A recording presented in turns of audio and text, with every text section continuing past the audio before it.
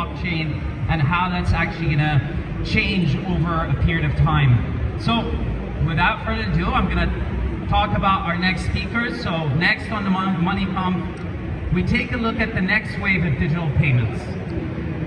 Finance companies, as we hear and tend to hear a lot, need to embrace innovative technologies in order to stay current in the ever-evolving landscape. Whether that's true or not, our next speakers identify what their companies are doing to stay ahead of the curve and make payments easy for their customers. So please welcome our next guests in conversation with Mike Hollinger, partner Denton's Venture Technology Group, Liran Zelcha, co-founder and CTO of Lily, Extend co-founder and CEO Danny Moreau, and Niax founder Carolina Abenante.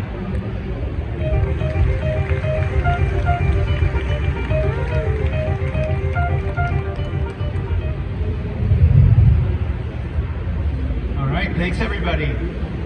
So we're going to start with the big question here. Liran, are the big beasts of banking history, is it over? Tell us right now. In one word, yes. In one word, yes. But seriously speaking, like 40 years ago, there were 20,000 banks in the US. There are 6,000 now. And the industry is being, consolidated all the time. And I think the banks are changing, and they need to change because customers expect more and more of them. For instance, I was a freelancer for many years, and I always felt that my bank can do such a better service than what they provide for me. And this is what we're trying to do, for instance, in Lily. We're trying to look at what the bank is doing and provide more services around it. And I think that banks that will not understand that they need to do more for their customers and just do the same thing they've been doing for the last 700 years or so, they will, they're facing a challenge. So what is the challenge? What is the threat from competitors though? Let's just put a fine point on it. Where's the threat?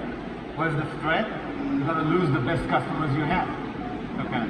Then, you're going to see a slow decrease in the number of customers and the number of active customers that you have.